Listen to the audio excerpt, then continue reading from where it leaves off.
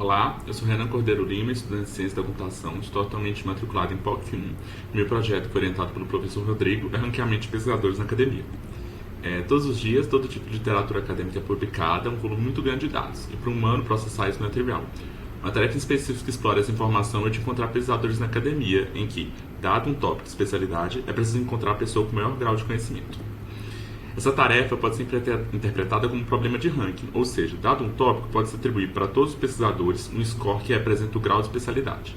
Podemos assumir, com o ranking construído, que os pesquisadores no topo, aqueles com os maiores scores, são os especialistas.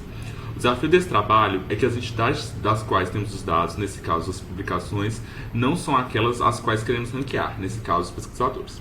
Portanto, é preciso alguma estratégia de agregação para que seja possível ranquear os pesquisadores a partir dos documentos. Essa estratégia, porém, não é trivial.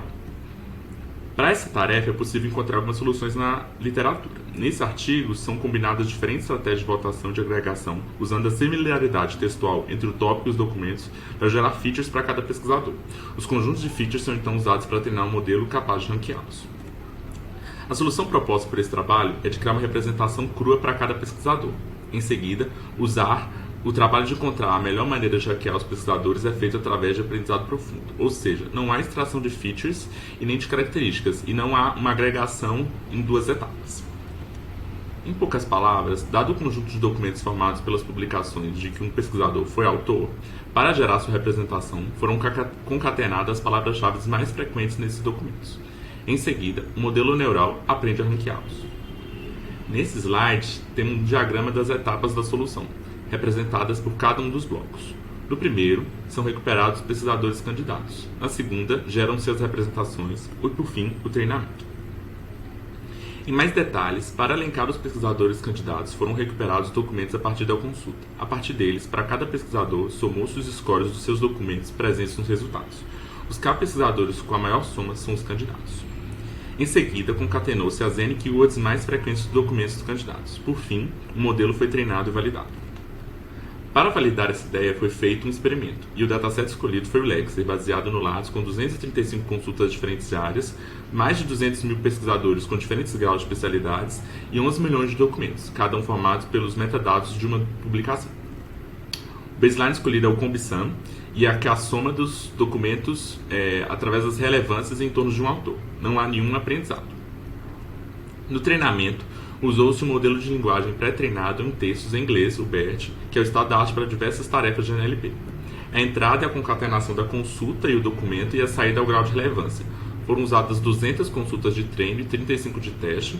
O treinamento foi em 35 épocas e o grau de relevância usado nesse caso foi o binário. Com o modelo treinado, para avaliar a qualidade em relação ao baseline, algumas métricas foram calculadas. A primeira delas é o NDCG, métrica clássica de ranking que considera níveis graduados de relevância, como temos nos dados. Recall ou revocação, para considerar o número de relevantes recuperados em relação ao total de relevantes. E Success, que indica o número de consultas com pelo menos um relevante recuperado.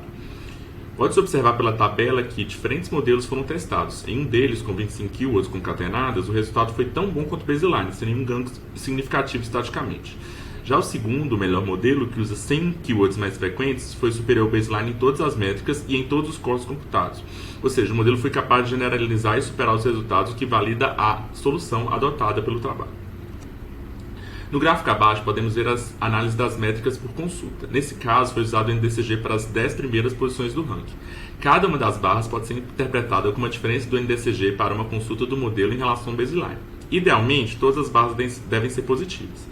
Embora o gráfico mostre que em algumas consultas o modelo foi inferior ao baseline, na maioria delas o modelo foi superior, o que é um bom sinal. O gráfico abaixo é análogo ao anterior, porém a métrica usada nesse caso é de recall. Podemos observar um comportamento parecido, no qual o modelo é superior ao baseline na maioria das consultas. Como trabalhos futuros, pode-se explorar o grafo autor-publicação, incluir mais documentos no conjunto que representa uma pessoa, não só aqueles documentos que ele publicou. Inclui mais campos de documentos como título e abstract na representação dos pesquisadores, e também testar em outros datasets e contra baselines mais robustos para validar a solução.